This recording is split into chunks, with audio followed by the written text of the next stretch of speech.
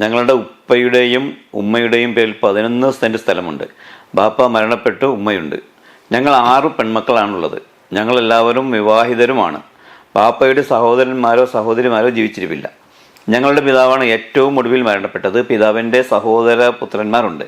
ഈ 11 സെന്റ് സ്ഥലത്തിൽ ഉമ്മയും ഞങ്ങൾ 6 പെൺമക്കളും അല്ലാതെ മറ്റാർക്കെങ്കിലും അവകാശമുണ്ടോ? ഉണ്ടെങ്കിൽ അവർ അത് സ്വമേധയാ വേണ്ട എന്ന് തീരുമാനിച്ചാൽ നിർബന്ധപൂർവ്വം അവർക്ക് നൽകേണ്ടതുണ്ടോ? ഈ സ്ഥലം വിൽക്കുന്നതിന് ഞങ്ങളല്ലാതെ മറ്റാരെങ്കിലും ഇസ്ലാമിക ശരീഅത്ത് പ്രകാരം ഒപ്പുവെക്കേണ്ടതുണ്ടോ എന്നാണ് ചോദ്യം. ഇത് ഉമ്മയുടെയും ഉപ്പയുടെയും പേരിലുള്ള സ്ഥലമാണ്, പക്ഷെ ഉപ്പ മാത്രമേ മരണപ്പെട്ടിട്ടുള്ളൂ എന്നായാൽ ഉപ്പയുടെ അവകാശത്തിനാണ് ഇവിടെ അനന്തരാവകാശികളായി ഇവർ വരുന്നത്.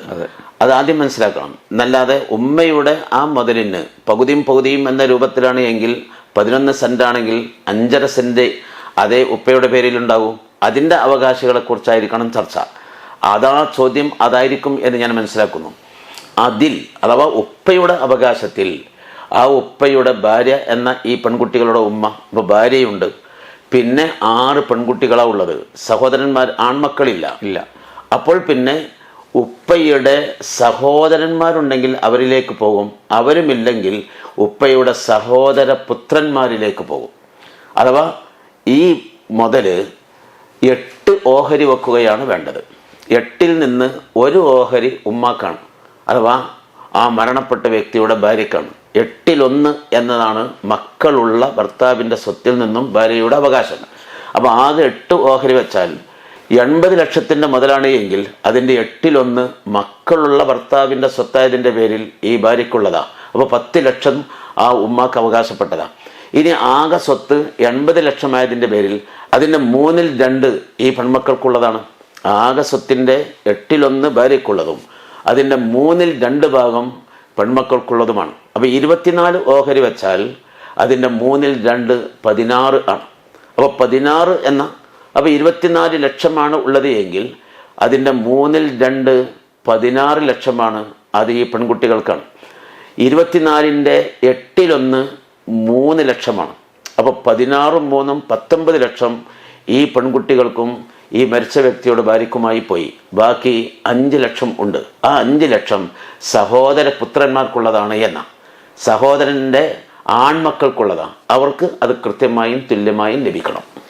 ആൺമക്കൾക്ക് മാത്രമാണ് അവകാശമുള്ളത്. അവിടെ പെൺകുട്ടികൾക്ക് അവകാശം ഇല്ല, ആൺമക്കൾക്ക് മാത്രമേ അവകാശമുള്ളൂ. ഈ സഹോദരിമാരോ അല്ലെങ്കിൽ സഹോദരിമാരുടെ മക്കളോ ജീവിച്ചിട്ടുണ്ടെങ്കിൽ സഹോദരിമാരുണ്ടെങ്കിൽ സഹോദരിമാർക്ക് ലഭിക്കും. സഹോദരിമാരില്ല എന്ന് പറഞ്ഞ സാഹചര്യത്തിൽ സഹോദരിമാർ ഇവിടെ ഇല്ല എന്ന് പറഞ്ഞ സാഹചര്യത്തിൽ അവരുടെ മക്കൾക്ക് ഇതിന്റെ സ്വത്ത് കിട്ടില്ല. ഇല്ല, സഹോദരന്മാരുടെ മക്കൾക്കേ ലഭിക്കൂ. കാരണം സഹോദരന്മാർക്കും സഹോദരിമാർക്കും ഉണ്ടാകും. പക്ഷെ സഹോദരന്മാരും സഹോദരിമാരും ഇവിടെ ഇല്ല. പിന്നെ ഉള്ളത് സഹോദരന്മാരുടെ ആൺമക്കളാണ്. ആ ആൺമക്കൾക്കാണ് ആ ബാക്കിയുള്ള 5 ലക്ഷം പോവുക. ഇവിടെ ഇപ്പോൾ ചോദിച്ചിരിക്കുന്നത് അവർ വേണ്ട എന്ന് സ്വയം തീരുമാനിക്കുകയാണ്. ഞങ്ങൾക്ക് സ്വത്ത് വേണ്ട എന്ന് പറഞ്ഞാൽ യാതൊരു കുഴപ്പമില്ല. അത് മറ്റു മുതലിനെ പോലെ തന്നെയാണ്. അത് എനിക്ക് അവകാശപ്പെട്ടൊരു സാധനം നിങ്ങൾക്ക് തന്നിട്ട് നിങ്ങൾക്കത് വേണ്ട, നിങ്ങൾ എടുത്തോളൂ എന്ന് പറഞ്ഞാൽ നിങ്ങൾക്കെടുക്കാം. അത് അനന്തര സ്വത്തിൻ്റെ വിഷയം മാത്രമല്ല, മറ്റേത് സാധനത്തെയും പോലെയാണ് ഇതും.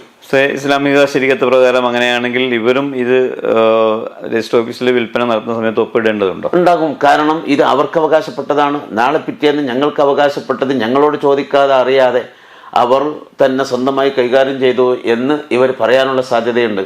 അതിനാൽ ഇതിൽ ഒപ്പിട്ട് കൊടുക്കാൻ ഈ 5 ലക്ഷത്തിൻ്റെ അവകാശികളായ അവരെയും കൂടി ഉപയോഗപ്പെടുത്തണം. അപ്പോഴേ ഇത് വിൽപ്പന പൂർണ്ണതയിലേക്ക് എത്തിക്കാൻ നമുക്ക് കഴിയുകയുള്ളൂ. ഇതിപ്പോൾ അത് പറഞ്ഞു, സഹോദരന്മാരില്ലെങ്കിൽ സഹോദരന്റെ മക്കൾക്ക്. ഇനി ഒരുപക്ഷെ ആ മക്കളും ഇല്ലെങ്കിൽ അതിൻ്റെ അടുത്ത തലമുറക്ക് ഇതിന്റെ സ്വത്ത്. അതെ, അങ്ങനെ വൈൻ സഫല. ആ ആൺമക്കൾ ഇങ്ങനെ എത്ര താഴോട്ട് പോയാലും അവർക്ക് അവകാശികളാണ്.